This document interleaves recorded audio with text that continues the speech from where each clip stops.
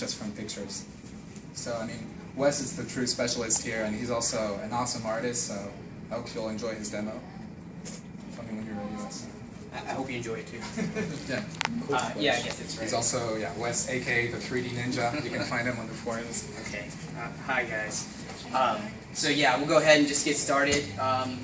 So yeah, what we're going to do is just talk about, the Substance tool set, and we'll talk about, different techniques and just things like that, and, how I actually use the tools for the kind of work that I do. And I like to keep it really informal, so, we can just kind of just keep it as a conversation. If you have questions, just shout them out, and, we'll kind of go through it and stuff. And so I think Alex asked already, but is anyone here, already using Substance tools? Play with it. Just play with it a little bit. Is anyone here just have no idea what it is, never seen it? Okay, all right, that's good. All right, so I think what we'll do is we'll just kind of start with that, and we'll start, just kind of talking a bit about, what this is that I'm actually going to be showing. So to start with, what you see here on the screen, this is one of the software that we have. This is Substance Painter. But there's an actual core technology that runs beneath all this stuff that I think we should probably start with, and is what makes the software really cool. And that's a substance. And so when you think about, well, what's a substance? All it is just a file. So it's just a file format, and it takes a bunch of textures and just pulls them all into a single file.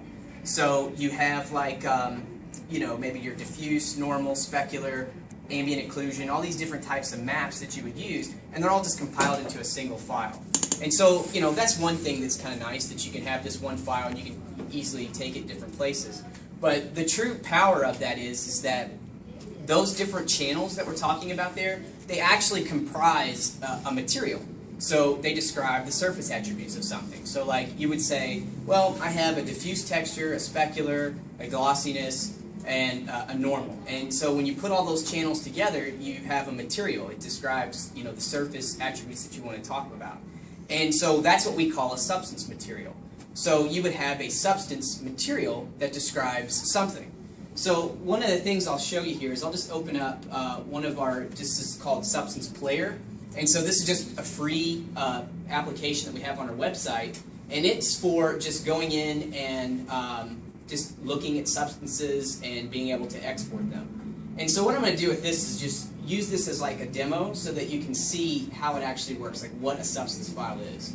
So here I'm going to just go out and I'm just going to go to our substance database, and I'm just going to look at maybe something like ground here, and here, let me grab maybe just, there's one in particular that I think is kind of cool. Let's do this one here. So you see I have this simple file. Let me go back to that just a second here so you can see. So if we go and look at the file that I'm actually just loaded into here, and I go back to ground, and we look at this guy. So here we have ground. It's a single file. It's 164 kilobytes. And within this single file, like I said, we have all these textures and stuff and all these channels that we can work with. Now this particular texture is completely procedural. And so substances can be all procedural, or they can be all bitmap if you want, or they can be a hybrid of the two, which is where I typically will use them. And so you have something like this substance file. And here in our view, we can see that we've got a little 3D view here.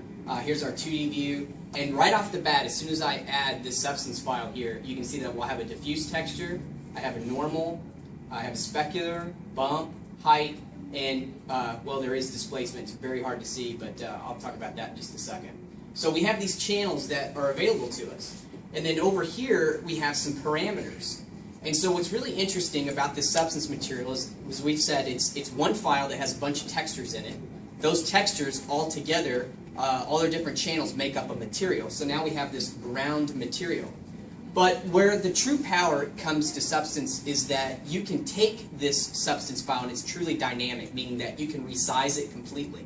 So, and when I say resize, I don't mean like Photoshop. Say you open an image in Photoshop, you go image size and you resize and you scale it. The Substance engine actually regenerates that. So when you go from, say right now it's at 512, and we take this up to 2K, it truly is a 2K texture. It was not just something that was scaled up. It was something that was completely regenerated to do that. And one of that has to do with the part of it being procedural, but the same holds true for something that was using all bitmaps as well.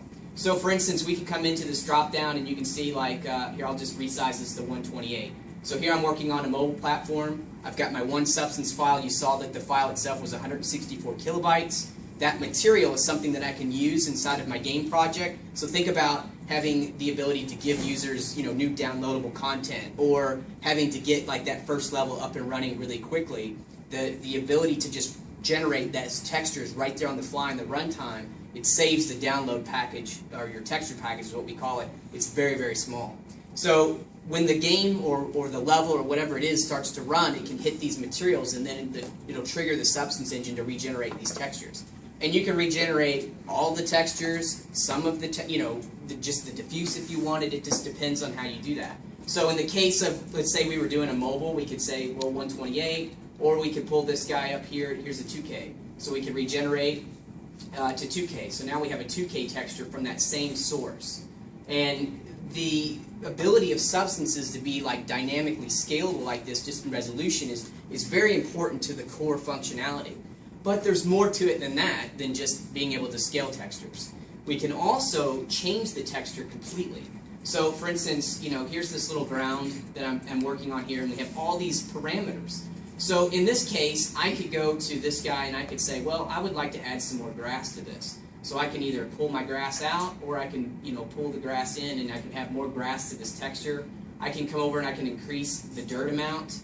I could also go very far with it, and I could actually start to add some snow on the ground. So say that we're at a level, and during runtime we have this texture, and in the middle of the game it starts to snow, and we start to rain particles down. We could actually trigger the substance image to start to dial in snow as we go across. So you can see that we can actually pull some snow into here. We can even do water. So if we were to go into our water here, I'm going to turn the water to ice up a little bit and increase my water level here, just so it'll start to flow a bit. So here we have some of this water. Now, right now it's set. I've got some ice on here. So if we pull the ice down here, now you can see that it's more just water. We can actually animate the flow of the water. So here you can see that I'm just pulling this little slider here that's letting me just kind of, make the water just kind of have a little bit of a flow to it. So this one texture is describing all these different properties. So the really core thing that you're looking at here is what a substance material represents. And that's a dynamic texture that can be rescaled, regenerated completely, and it could also have all of these parameters that allow you to change that texture. So you don't have to go in and say, well, I had this texture and it was really awesome, but now the art director said that it needs more dirt or it needs some more grass, so now I have to go back to Photoshop and work through the 50 layers that, and if you're anything like me, that you didn't name it or anything, so you have no idea what you did, and so you go through that process. Or you could just say, oh, here you go, here's more grass, oh, here's that dirt amount that you wanted, oh, you wanted me to scale the plants up, I'll do that here. I can change the plant scale. I could, change some image editing things like contrast, just different things like that. Does it maintain the file size after you edit all the after you edit all the variables and stuff like that? Does it maintain file size, or does it increase the file size? Yeah, it will. It won't. It doesn't so much as increase in file size, like to a point. Like say, like I said, it was 164 kilobytes, and you were delivering that part of the game.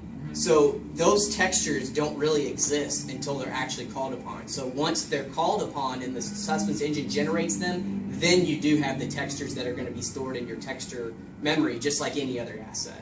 But the part where the saving comes in is like none of this happens until runtime anyways. So at that point, you've already delivered the content to the end user. They've already downloaded it. They've already... In a way, it's really cool. Like you think, like say you had this, this level that was using this ground, and in order to give them that texture, it was only 164 kilobyte download. So instead of like a 10 gigabyte game, it's instead of like a 5 gigabyte game. Yeah, exactly. And the textures don't generate till it's already on the client's machine, anyways. So at that point, what you're talking about there is the texture RAM. So, but when the game's off, those textures aren't just still there. So. It's not really taking up the disk space, it's taking up the texture memory like in-game, like any other asset would. Yeah, you're really talking about, like, I would say about a 90% size reduction, I would say in general for like the overall texture package. Yes, and that's one of the core benefits that we use it for, is a lot of companies that use Substance, they're using it because it's a very attractive way to be able to deliver content. One of the things that we saw that was really cool was that, with the next-gen consoles and the way that they have to basically have these games playable within that first, percentage of the download or whatever, does anybody here have a PS4 or Xbox One? Mm-hmm. So It's Playgo, right? I'm sorry. It's Playgo, right? That system where you Yeah, start yeah. playing. So like when you download and it might be like 20% in the download, you can start playing the first level, and that's kind of like a mandatory thing. So that's been a real bonus for us because that's exactly what this technology is used for. In one sense, that you can deliver content so quickly. So what we have there is just kind of a demonstration of what the core technology of a substance is. So we have a substance material. Oh, yeah. Now, do you define those parameters on the side, or is it predetermined in the program already?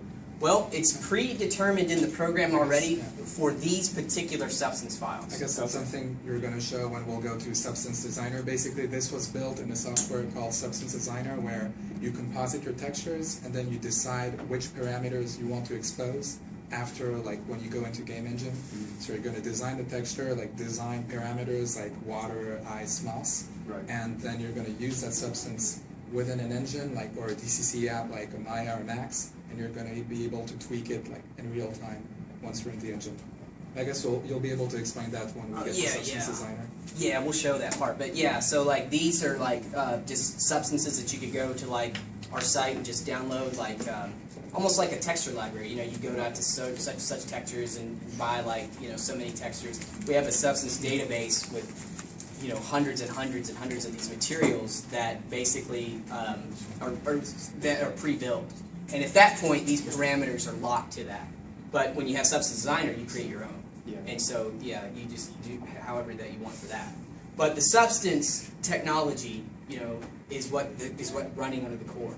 And so a good segue to that is that, then we built tools that allow artists to work with this technology in a couple of ways. One of the ways with Substance Designer is that they can author their own custom substance materials. And the other way is that they can utilize a lot of the non-destructive dynamic nature of a substance when they're actually creating artwork as well. And so one of the ways we do that is through Substance Painter. So we have basically two flagship products, Substance Painter and Substance Designer. Designer is more of like a, well, we'll talk about that in a second. Let's look at Painter first. Substance Painter is what we refer to as kind of more the art-friendly tool. So it's a 3D painting program, and it allows you to paint directly on 3D space, and it also works in 2D as well. So this is Substance Painter. It's still working with that core dynamic substance property. So for instance, like I have, an image, or this guy's here, and let's just do like a really quick example. So like here I have a layer that I have created, and then real quick I'll just grab this artistic brush, and I'll just kind of zoom in here. And then what I'm going to do is I'm going to change my color set here, and I'm just going to stamp down a color, or just a stamp here. So you can see that if I come over to my document settings, well, I did that at 1K, so it really doesn't look too good. Well, even though I've already set that stroke down as pixels, I can actually go in and change the resolution to it. So now you can see that it's actually getting better as I start to paint these strokes across here. Or I could take it all the way back down to 512 and get this. So even though if you think about Photoshop and you're painting in Photoshop or other 3D painting applications, once you've put those pixels down, and let's say that and I've done this 1,000 times where I've painted something and realized that I did it at 1K and I needed it to be 2. Well, normally you'd be like, oh man, I'm totally screwed. I mean, I lost all that work. Yeah, but now you can just come over and you can just resize it. So I come over and I'll just resize those.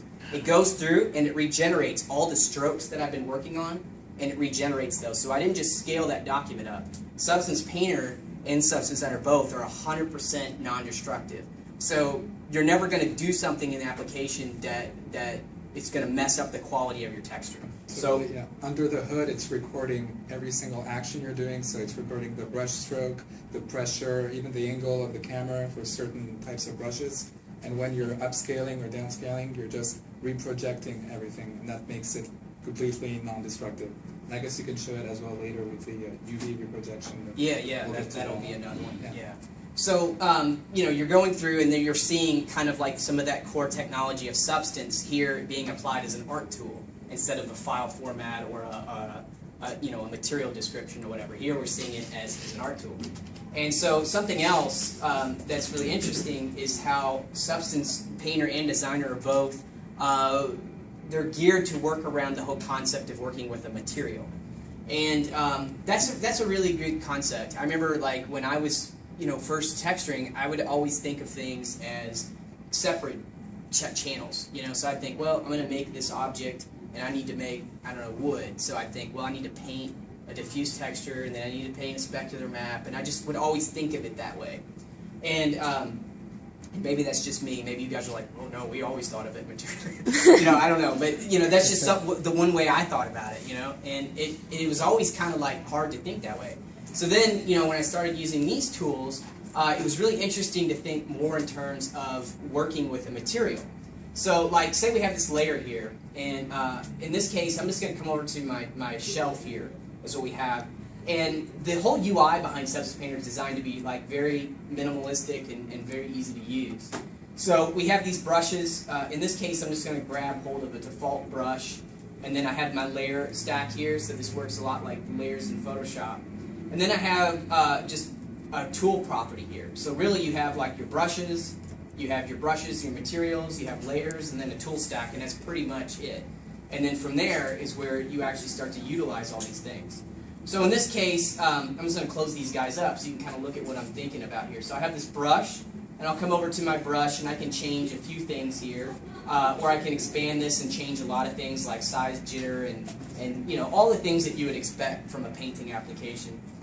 Then I also have the ability to go in and set a mask. So I can import any type of Photoshop file or whatever. You guys all use ZBrush? Like I have a bunch of these ZBrush alphas I've been saving over the years, and so all of those PSD files, they work directly here. So I just import those alphas in when I want to use something. And they'll just import directly here, so you can use those alphas.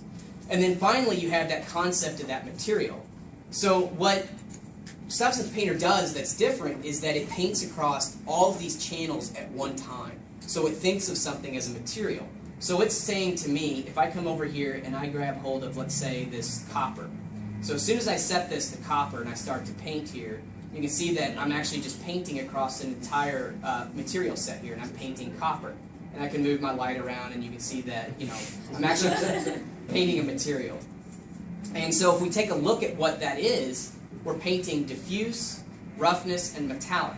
And then I have a setting for these guys. So I have sliders that I can work with. If I wanted to increase the roughness a bit, I could come in and just paint, I guess we could maybe ask that. Is everyone familiar with what roughness and metalness are?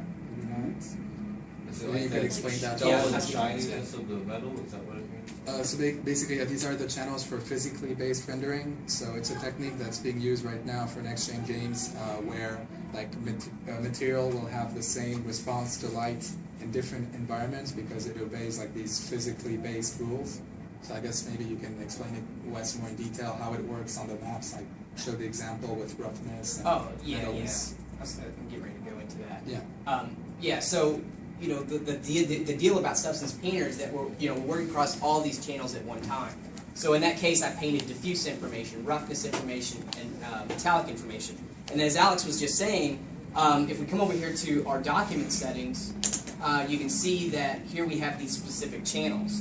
And we can add more channels if we want here, such as things like glossiness or displacement or specular, things like that. But the way that Substance Painter and Designer kind of work, like out of the box, like what they're structured around, their basic foundation is around physically based rendering. So has everybody heard about physically based rendering? Mainly, does anybody have no idea what that is? Okay, all right. I'll speak to that just for a second. So physically based rendering, and like Alex was kind of hinting on it there already, is that it's not like this brand new thing. Like in renders, you guys all using Maya? And do you guys use Mental Ray or V-Ray or anything else like that? Mental. Yeah, so like Mental Ray will have settings for physically based, V-Ray, things like that. So They're basically just, it's a rendering that its whole goal is to take something and shade it realistically, basically, is what it's about. It's like, can I take this thing and make it realistic, shaded, but can I do that by using physical properties? So like right now, like, you know, or what we're kind of used to authoring is like, well, we might create a specular map. So everybody knows what a specular map is. And what that is really just cheat, because the computer hardware and things like that we've had before couldn't really simulate, you know, what we refer to as a specular reflection is. But now the hardware and the software and the shaders are so advanced now that we can just show it like it is in the real world.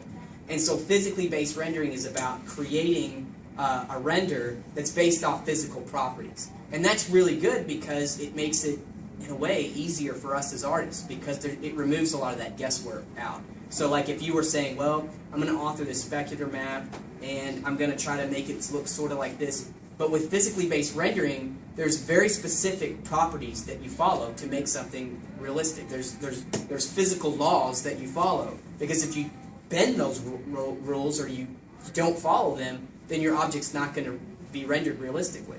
And so it actually makes it kind of easy as an artist. And that's what these tools are based around. And it's really a push for a lot of next-gen type pipelines, is that everything's really moving more towards physically based, and it's starting to become more of a standard. So you'll see things like, do you guys, on game engines, are you guys using Unity or Unreal? Both. Okay, so like, you know, Unreal Engine 4 is all physically based. Unity, starting at Unity 5, will be physically based. So there's this huge push towards these engines asking for physically based input like textures. And our tools are being geared to create that content for a very long time. So if I'm creating content for Unreal 4, it's really simple, because the same workflows and the same shaders are being utilized. Same goes when Unity 5 comes out, that, you know, they're using that same kind of process. So long story short with that, if we take a look at these particular channels that I'm working with, you've got diffuse, roughness, and metal. So the diffuse is just talking about, actually diffuse is a wrong word. It should be called base color. And that's one of the changes that we're going to make. So you'll see it in a PBR workflow. You won't see the word diffuse anymore. You'll see it referred to as albedo or base color. And so base color is a really a good way of thinking about that. So you'll see base color, which describes the base color of the asset that you're creating, the raw color.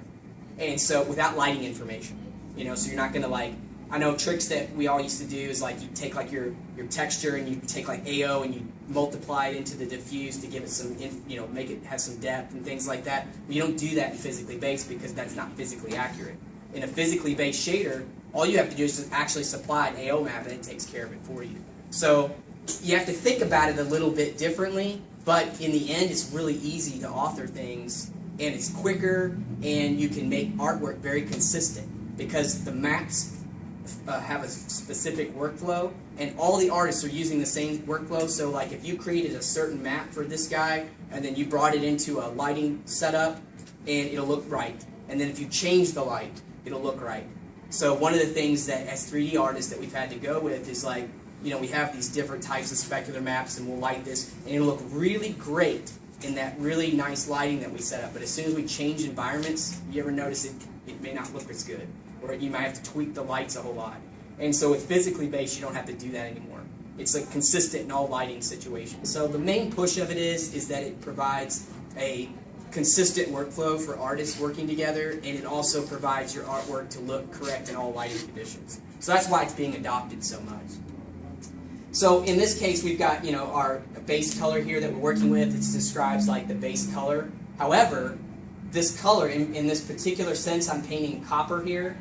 This color is actually, this is where it gets a little weird, is the specular reflectance value for this metal. So if you don't have a specular map anymore, you put that color, because it's a metal, you put that in the diffuse texture.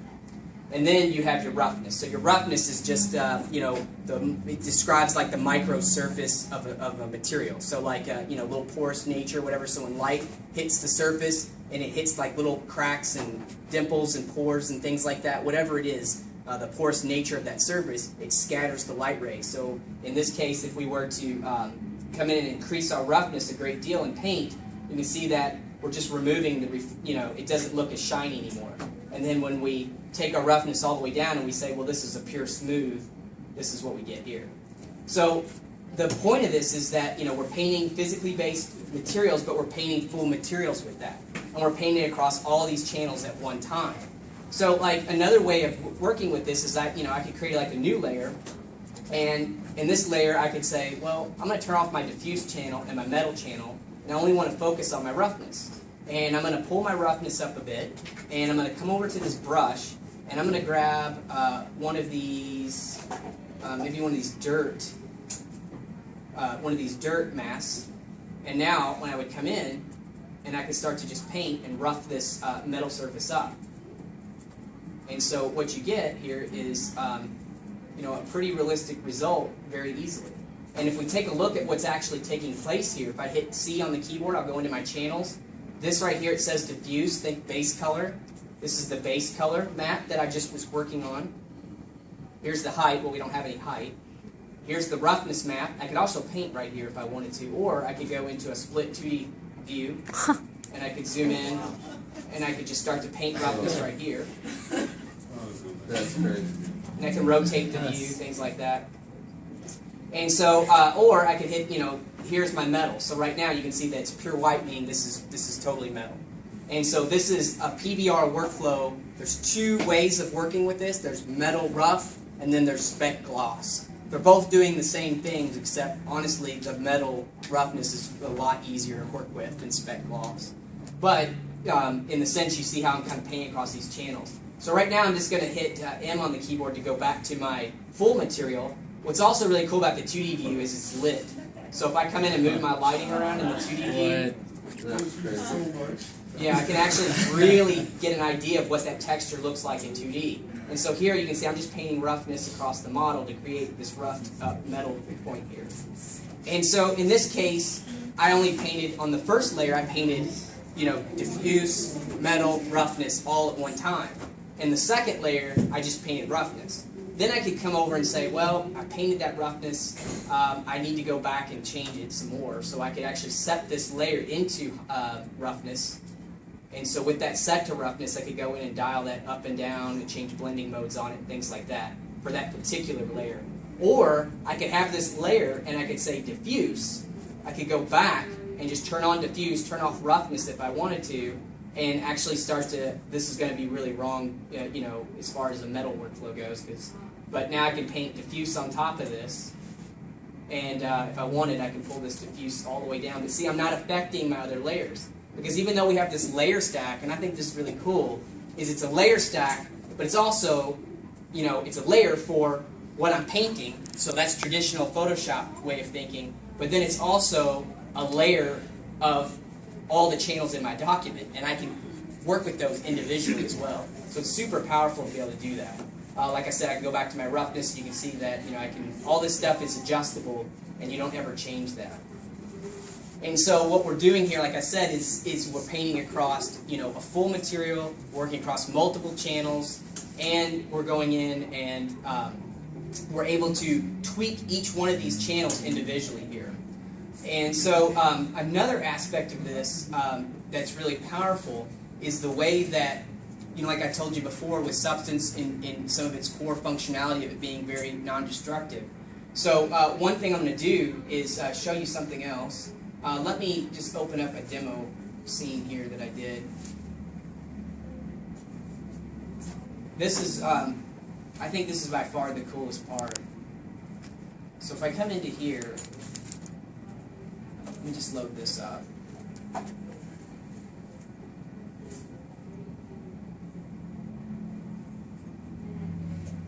So I'm actually running a internal beta build right now, and it should work because I just tried it the other day and it was fine. But watch, I'll go to show you guys and it won't work. But so this is just a head model that I was working on. So all of this was painted directly here in Substance Painter. And so all of the wrinkles and everything that you see, so like if I come in and I've got these layer groups, just like Photoshop layer groups. So if I come in and, well, I think it's my details here. So if I turn my details off, these are my wrinkles. So yeah, if I come in and just change my wrinkles off, you can see that all of this wrinkle detail and stuff was done directly in here as well. So like if I had like a new layer here, and I come over, to my brushes, and I think what I'll do is I'll start with just that default brush. I don't think I saved this as a tool, but I could. All right, so we have this here, and then I'll come over to my channels. In this case, I'm just going to turn everything off. I'm just going to work with some height information. I'm going to go negative height, and then I'm actually going to come into my brush here and my mask, and I actually have, see, here's a lot of, I went into ZBrush and grabbed the Damien Standard Alpha, so I just created my own Damien Standard brush in here, so I'm just going to drag and drop this on. So now I have that in place. And so what I can do is just come in and I can actually just start to paint, more height information with this. So if I just drop this guy down here, let me just go in and turn my skin off. That'll help. Pull my height down. And so now you can see that almost like a sculpting tool now, I'm going in and just painting height information and things like that. So, or I could pull, the veins up. This is how I ended up creating the veins and things. So, just painting that height information across there as I go. And so one of the things with this, if you take a look, this UV for this guy, it's absolutely the worst thing you can see. And so what I did is I had this model, and I just quickly did an automatic unwrap of it. I didn't care how it looked. You can see it's very bad with seams and everything like that. And so like I told you, like Substance Painter and Designer, they're non-destructive. And so one of the really cool things that we can do with this is that we can start with like really terrible UVs like this and just get to paint. So here on the model you can see that I've cut the UV right across his eyes, and you can see where like here's some of the facial hair for the chin where it actually sits. Here's the ear and everything, and you don't see the seams here in the view, so it's all painted just fine. And so then what happens is in the stage I went back to the model and I redid the UVs. Okay, so I did a really nice UV layout. But I've already done all this work, so obviously you're in big trouble. Well, what we can do is a thing that Substance Painter allows us to do is called UV reproject. So I can come over here to Edit and Project Configuration, and I'm just going to go select a mesh that I did that's correct. So it has a better UV layout. I think it's here. This guy. And I click Open, and then I'm going to click OK, and now it's recomputing the texture map for me. And it's redrawn everything I just did to match the new UV layout. So now when you look at it, and I have something weird on right here that I shouldn't have on. I don't know which one it is. I have a mask on or something. But but what you can see though is that went in and you can see the new layout here, and you can see that it redrew like things like the chin, the wrinkles on the lips. They're all in the right place. Wow. So I was able to go in after the fact and redo the UVs completely in Maya and then bring it back, and I didn't lose any of my texture work. And if I had done all this in 1K or something by accident, I could then also change it to 2K as well. So you have the ability to go in and change that completely. And that's one of the things that when I saw that, I just blew my mind, because I was like, that's crazy, I mean, it's really cool. But that goes with, the painting tools of Substance Painter and how it relates to taking that substance, the core substance technology, dynamic, non-destructive, resizable abilities of a substance, and be able to, bring that into an art tool that you can use for art purposes. Another example of how substance is being used. So, all right, I'm going to go ahead and just load this guy up here. And so right off the bat, you can see here in my document settings, we have all this baked map information. So a lot of times when you're creating a texture, you'll bake things out like curvature map, ambient occlusion, world space normals, things like that to help you create different types of effects. So we have a thing that's called a substance effect. And so here's this guy. We got this, this samurai guy. And I'm going to go ahead and put this back into the 3D view for now. And I will go ahead and let's do this. Let's create a fill layer. So this is going to just fill this object based off what these channels are. And so on my presets here, I'm just going to come over and grab something like maybe this titanium here.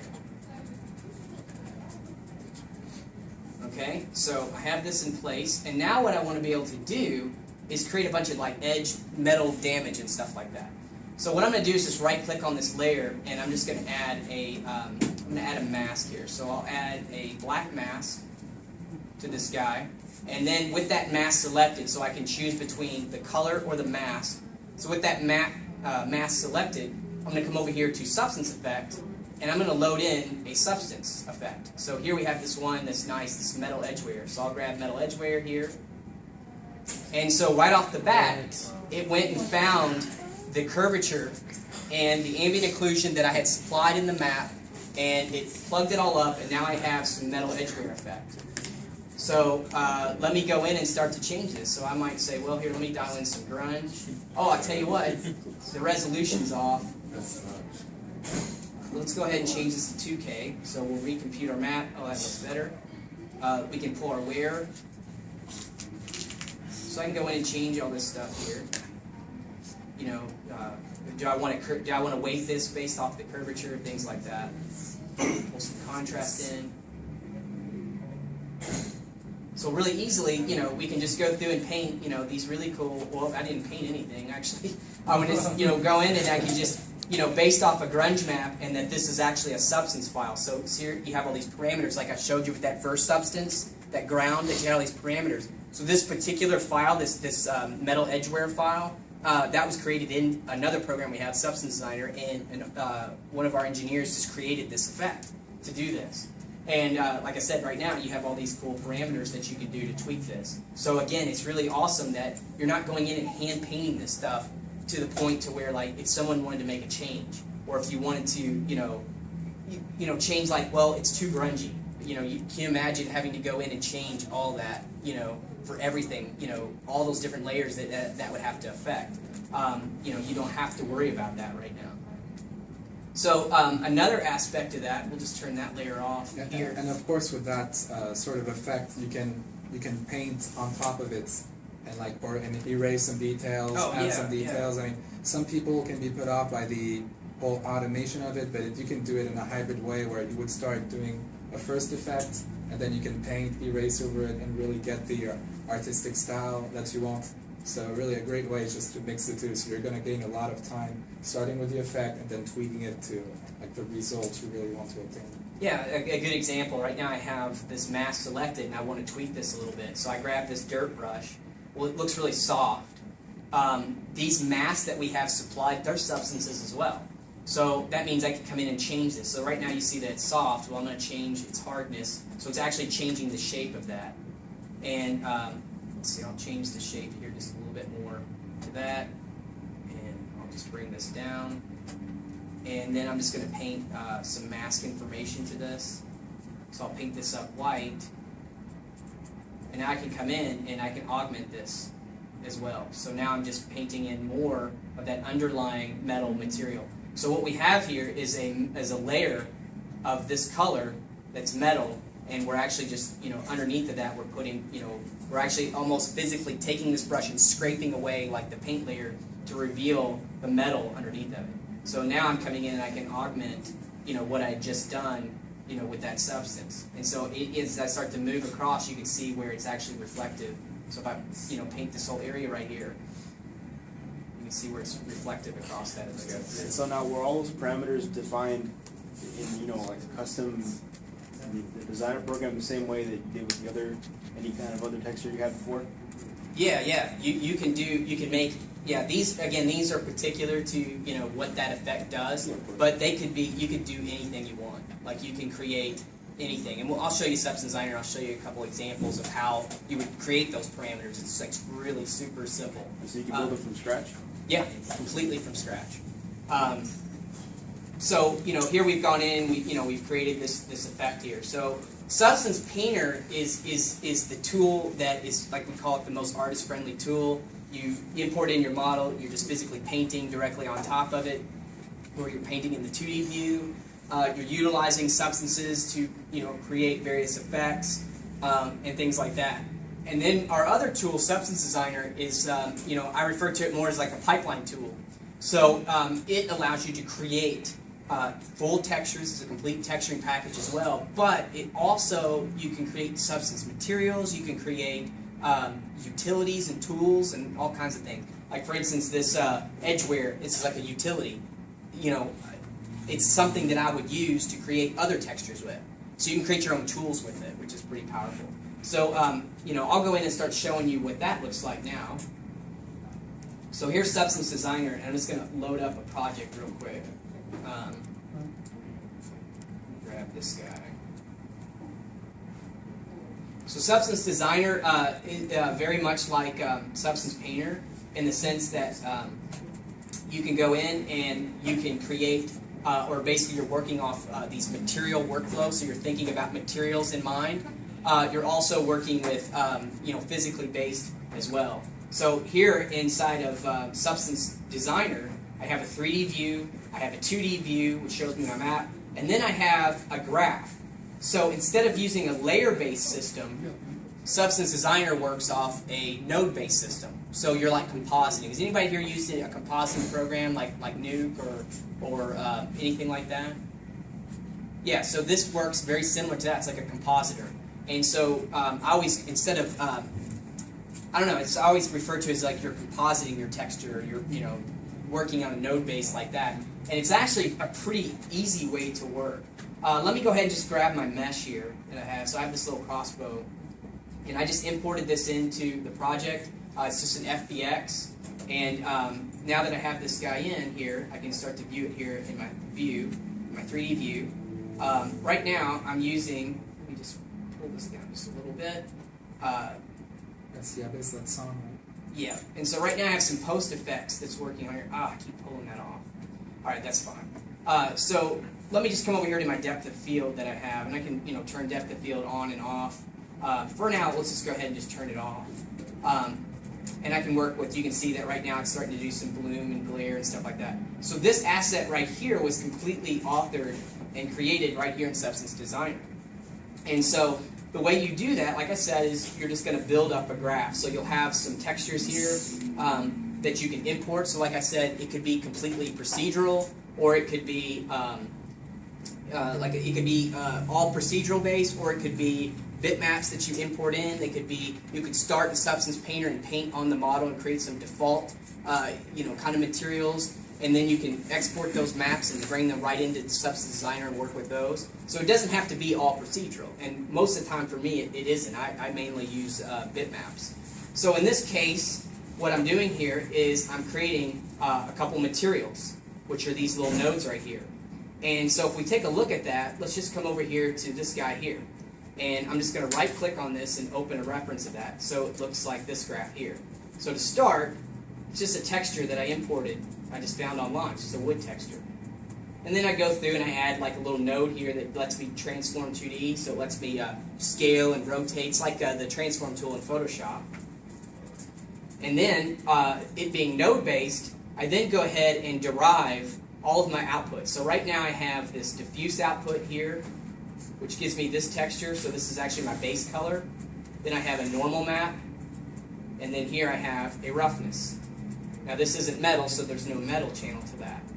So what's really interesting about this is I go and I take my first texture here. So what I did was I used a little transform node here just to make that tileable. And then from that tile, I just converted it to grayscale, used the levels tool to get this effect. And then I have this little gray constant value here, which allows me, again, we're changing our roughness. So something that's black would be really, really smooth, and something that's white will be really rough. And then I'm just multiplying that with this node here. So this is just we call it a blend node, but it's like an A over B node. So foreground, background. And you can see here that its blending mode just set to multiply. So it's the same as just having a layer and just going multiply blend mode in Photoshop. To get this. And now I have this texture here. And so what I did with this, though, is I created one of those parameters for me. So what I did was I came over to this guy. This is a grayscale texture, and there was an output color here. And so it was a little slider. And what I did was I clicked this little button here and I said expose. And so what that did was it took that value and it placed it right here in my parameters for me. So it gave me this little roughness parameter that looks like this. And so all of the parameters that you saw with that metal edge wear and that ground substance, that's exactly how they're created.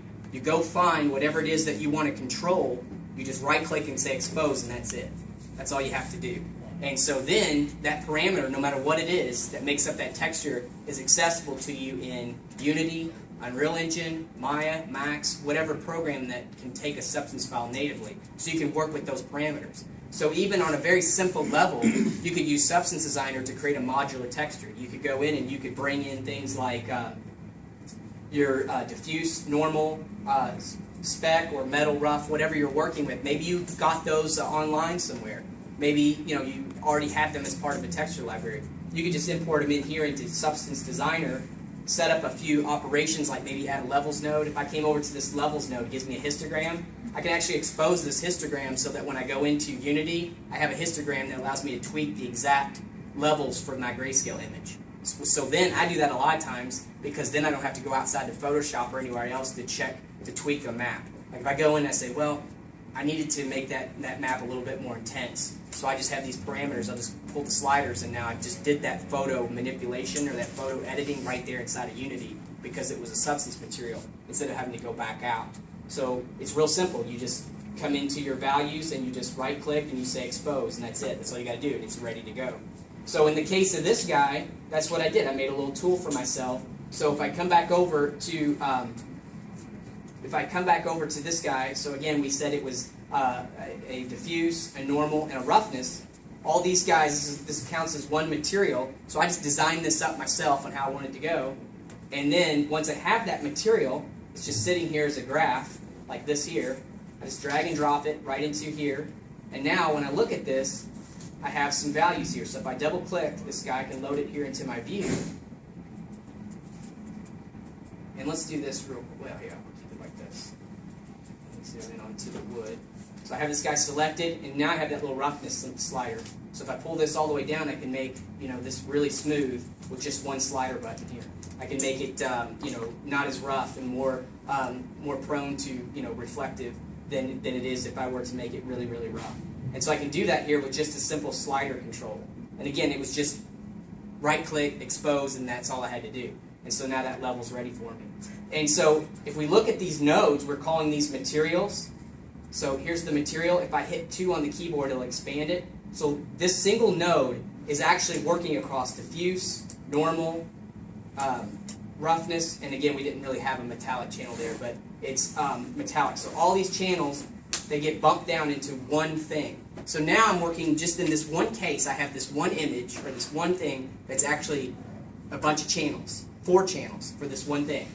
Okay, so in this case of building this guy, I had this burlap, I had another version of the burlap, I had metal, and then I had wood. So we had 4 textures we're working with. Each one of those combined little textures is made up of 4 channels. So now we're looking at 16 textures that you would be editing inside of Photoshop with 16 layers.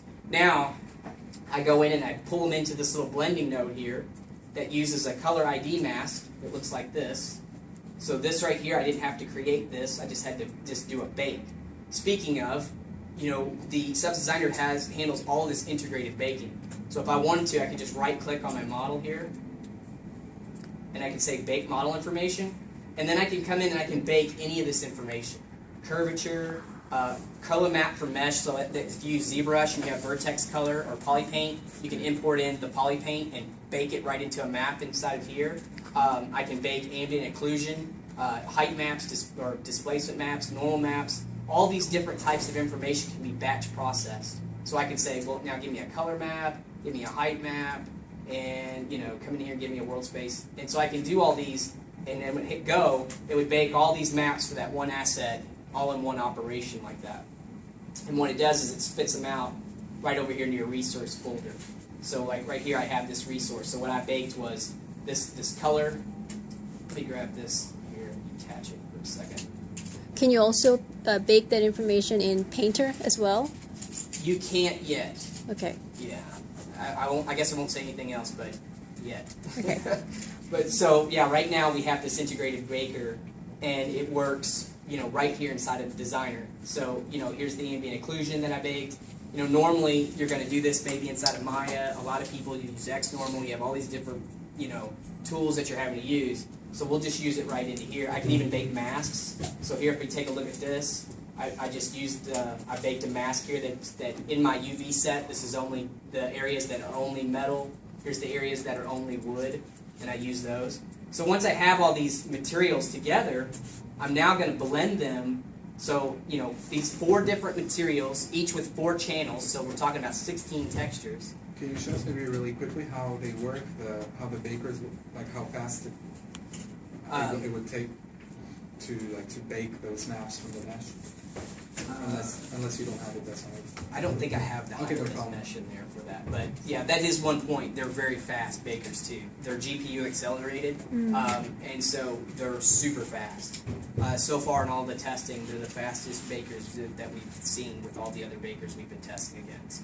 So that's a very plus there as well. Another concern I had was with the painter, since it remembers all the history of all the strokes that you do, how is the performance of is it pretty okay? Is it efficient? Yeah, it is. I actually asked the developers, the engineer guys who are writing that as well, and they said that the way that the data is stored and the way that it's referenced, it's very, very lightweight. He gave me some really particular, the way he explained it to me. I mean, it was over my head, but it's the way that the data is being accessed and stored. It's very, very proficient. So there isn't any, in all the testing I've done just painting on really high resolution assets, using the thing for 3 or 4 hours in one session, it's never once hiccuped or been because I wondered that too. The way I was wondering about it was in Maya, if you have history running, that's what I kept thinking it was going to be like that. But no, it doesn't work like that at all. And a lot of times, what the Maya developers have told me with the history of the DAG structure, as it goes through the history, the way that that's structured is why that there's a slowdown after a while. So it really comes down to the way the data is structured, the way it's stored, and the way it's accessed. So they said that the way the data is actually accessed and stored, the performance of hitting back and forth is very, very minimal. So there's other aspects of for instance, being able to paint with higher resolution, say 4K or 8K textures, that's more of a system resource than storing the strokes, because the stroke information is nothing. It's nothing to access. So I was really glad to hear that. He gave me the actual numeric information about it, and I was like, okay, I get it. But yeah, so I was wondering that too. But once we have these materials, we're just blending them across. And once we have these guys, and like I said, I come over here and I look at this map, and this map was baked for me. I would come over to my material channel 2. All I have to do is just click the button, and I'll click pick. Now this is going to go crazy because I actually have this is a Retina Mac, and there's an issue with the Retina Mac where it does this. Oh, it didn't do it. Oh, you know why? Because I'm on screen. If you're looking at it actually on Retina resolution, it enlarges the view. So say I want to go and find the metal areas of this. So I just come over on my map and I just pick, just like that. And then it takes, that metal material that I created and it places it right there on the UVs for me. So I don't have to, do any masking or anything like that. I just pick the color and show where it wants to be. And then I can come in and I can actually pad that. So I can actually add some padding for the edges and fuzziness, so I can blur the edges and things like that. So it kind of has that actual nice little texture bleed across the UV shell. And so once I do that, I then come in and I start to add effects. So this is where it gets really cool. So metal damage. So we showed on that Samurai guy how we used that metal edge wear filter and it generated that for us. Here's the exact same process. So here's that same metal edge wear filter inside of Substance Designer. And so what it does is it takes this curvature map for me, like this, and it's going to take this map and it's going to utilize that and this ambient occlusion that I have right here, and it's going to take those two guys and it's going to use those to generate this little mask for me. So behind the scenes, what you saw in Substance Painter is generating this mask. And now that I have this mask, this effect, I then can take that effect and plug it into a material blender. And then it will take that effect and propagate it to all the channels for me. So again, going back to Photoshop, we had 4 materials. Or here, let's just do it. Let's just think about it even simpler. We're doing metal edgewares. We're talking one material. So I have this one material. If I look at the channels in metal, we're looking at diffuse. We're looking at our normal here.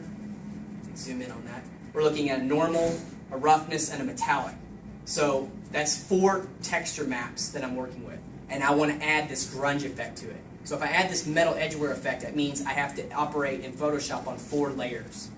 And that's fine. That's manageable. Now imagine me doing that across all these guys. So now we're looking at 16. So now you can see where that builds up. But if I make a change to that metal edgeware, I got to change it on all 4 textures. I got to change it on the diffuse. I got to change it on the normal. I got to change it on the roughness and the metallic. Now, that's okay, but how many times are you going to make change? What if you want to make it, you're constantly going back and forth and making these changes. But if you do this type of effect in Substance Designer, behind the scenes, Substance Designer is handling all that for you. So here's my metal edgeware. I just take that mask. So again, you saw that what I did was I baked it, a map. I baked another map, my ambient occlusion. I just fed those 2 guys into this one node. I adjust some parameters, pass them up to this connection here. So I'm blending all my, again, if we take a look, I'm blending all these channels behind the scenes. I don't even have to look at that. So I just close it. I'm blending all these guys. Then I select this node, and then I get my channels. So I say, well, I have this metal effect, and on my diffuse, I want it to be this color. Now, in the example of a PBR workflow, metal roughness, this color is actually the specular reflectance for metal. So that's just one thing to bring out there. So in this case, I wouldn't really mess with diffuse. But I would come over to my normal, and I could say, I want this edging effect. So if I zoom out here onto the guy, the area here, I took that edgeware and I dented it into the iron. So if I pull it out, this way to height intensity, as soon as I make this change, it repropagates the graph, and it'll change how much that height intensity is actually taking place here. So I could come in and say that metal edgeware effect, I want it to indent into the normal map. So I'm going to pull this down to -1, and I'm going to adjust my opacity. So that metal edgeware, I just adjusted my normal map. My roughness, since it's kind of some edgeware, I want it to increase my roughness, so I just pull my roughness here. And then metallic, well, it's still metal, it's not going to change anything, so it's pure white. And then I took that one single effect, and I was able to make it a propagate to diffuse, normal, roughness, and metallic by just using these simple sliders here. And I'm done. Now, if I make a change to this map, Substance Designer propagates it for me automatically. So it's really powerful in that you can easily take an effect like this, apply it to all these different channels, and you can individually tell how that effect is going to operate on each channel. So that's how the material blending works. So then I just kind of ran through the process of doing this, adding paintware, dirt, different things like that. If we come over here to our mask generators, in our library we have this filter of all these generators here.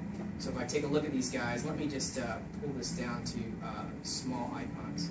So here we have these things, dust, dirt, edge notching, all kinds, ground dirt, grease, leaks, all these different effects. And all you have to do is just drag in one of these effects. Like you said, I just add the maps that it needs to generate the effect, and then plug it into the material and set a few sliders, and I'm ready to go. So at that point, you can go through and change that completely. Another thing that's really interesting about how this works is that this portion of the system is procedural. And so with that, I can adjust a random seed to that. So if you come back over to what we were showing here with Substance Player, with this guy open, we have this ground that we've generated. Well, I can come in and I can change the random seed, and I can regenerate for that one asset the material infinitely, based off the parameters I choose or the random seed that I'm changing. This randomness is part of every substance. And it's automatically seamless? Yes. And so once I generate that substance, even for this crossbow guy that I made here, and even though this is more, I'd say this is more bitmap driven because I'm using these bitmap textures and stuff, but that if I click that random button when I publish this substance, it would randomize all of the patterns like my metal edgeware and stuff that are using noises. So I could have 3 or 4 different crossbows that are using things like all of these things like metal damage, paintware, dirt, it'll randomize those. So each one still looks a little bit different because the edge chipping will be different on each one. The dirt will be scattered differently on each one just by clicking the randomize button for each asset. So it's just on the instance material. So it's just a really great way to work like that. Another really good aspect of Substance Designer is like, a lot of the utility nodes that I use often. So in this case, you saw that, I was talking about baking maps. Well, sometimes